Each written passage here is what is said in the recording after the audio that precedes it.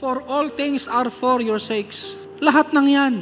Upang yung biyaya ng Diyos, yung masaganang biyaya, nag-uumapaw na biyaya, abundant grace, ay maidaloy sa inyo. At kayo ay naging matatag sa biyayang yan.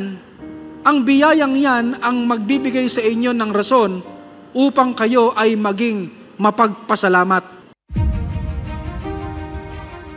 Huwag nating hahayaan na matalo tayo ng sarili natin sa pagde-desire na galawin kung ano yung dapat sa Panginoon. Kasi commitment natin yun sa Kanya. Continue in our faith. At kahit na maraming challenge or mga trials na dumating, is talagang patuloy lang na ma-strive dun sa mga commitments natin tsaka dun sa ating pananampalataya na meron tayo. Hi! Ako po si Jaira Faye Ducay and ang aking pong ministries ay sa choir, sa Lighthouse Melody Singers, sa printing media, sa CLC. Ako si Eugene Vitor, leader ng Swipe, and part ako ng mga ministries na choir, lifting up, and yung ating print media ministry, and then yung ating LB Con Teatro. Bilang Swipe kasi sobrang dami nating responsibilidad. Yung resources natin ang isa sa pinakamalaking part ng pagkilos natin sa ministry.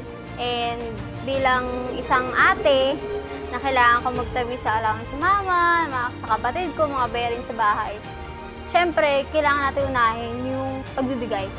Kasi doon natin kinukuha yung lakas na kung anong meron tayo para makuha yung resources or yung sahod na meron tayo. Actually, maraming challenges naman talaga pagdating sa giving, pag-iipon. Since ako yung pinakapanganay sa amin, and then wala na rin akong tatay, so ang nagtatrabaho na lang sa amin ngayon is ako, tsaka yung kapatid kong pangalawa. And then, yung pangatlo, okay na siya, nakagraduate na, pero still, naghahanap pa rin naman siya ng trabaho.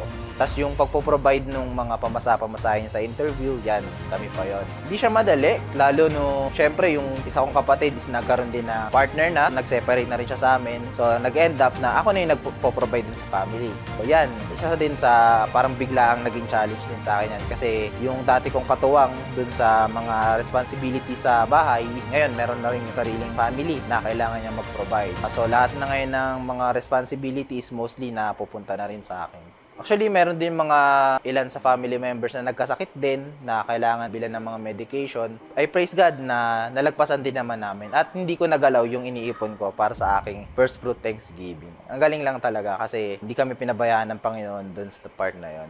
Ang pasalamat isa sa Panginoon ay isang way natin para na rin ipahayag sa ibang tao na hindi nagkukulang yung Panginoon. Kaya kahit na siguro anong dumating, kahit na anong pangangailangan man, hindi magkukulang ang Panginoon sa biyaya niya sa atin. So, wag nating hahayaan na mabaliwala. Lalo na yung tithes and offering, tsaka itong darating yung Thanksgiving. Kasi napakarami niyang advantage sa akin personally.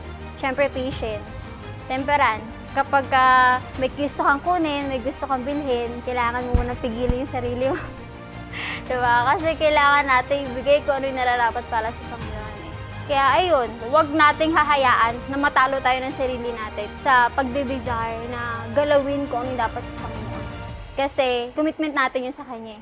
And then another thing is nagsa-sideline as researcher sa mga doktor ni St. Luke's. Pag may mga doctors na naghahanap ng mga researcher, kailangan nila ng mga researcher sa mga project na gagawin nila, minsan kinukuha nila ako. Sa akin, after ko itabi yung aking offering, yung aking tithes and offering every Sunday, sinusunod ko naman yung percentage para sa first fruits.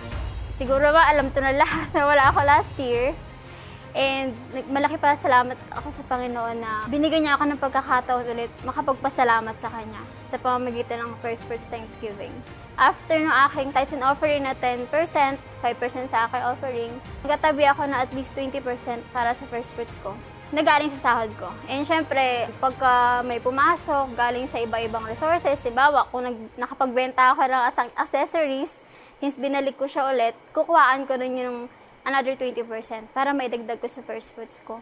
Hindi man to alam na lahat, pero sabihin ko na, yung aking trabaho ngayon ay bago siya, ngayong year lang yun, and isa yun sa pinakamalaking blessings na nakuha ko ngayong taon. At syempre, bilang answered prayer yun sa akin ngayong taon, isa sa pinaka-source ng first fruits ko ay yung sahod ko. Nung July, na-approve yung aking additional salary.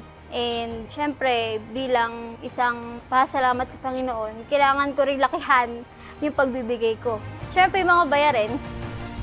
At sa ministry kasi, kailangan ko pagka nangailangan ng ganitong bagay, kailangan meron ako lagi. Hindi naman sa kailangan, hindi ko siya iniisip as responsibilidad ko. Pero gusto ko, at least, may maitutulong ako dun sa pangangailangan ng simbahan. So talagang merong challenge, yes, meron. Pero yung pananatili natin dun sa ating commitment, yung pagiging matatag natin kung halimbawang may challenge ba, is paano tayo magre-respond. Or halimbawa nga yung mga nabanggit yung challenges kanina, paano ba ako magre-respond doon? Gagamitin ko na ba? Or dapat itago ka lang o mga ganun. But still, I praise God nga na hindi niya kami pinabayaan and hindi ko nagalaw yung iniipon ko para sa aking first fruit Thanksgiving. Alam ko naman na lahat naman tayo naghahanda para sa darating na First Fruit Thanksgiving Sunday.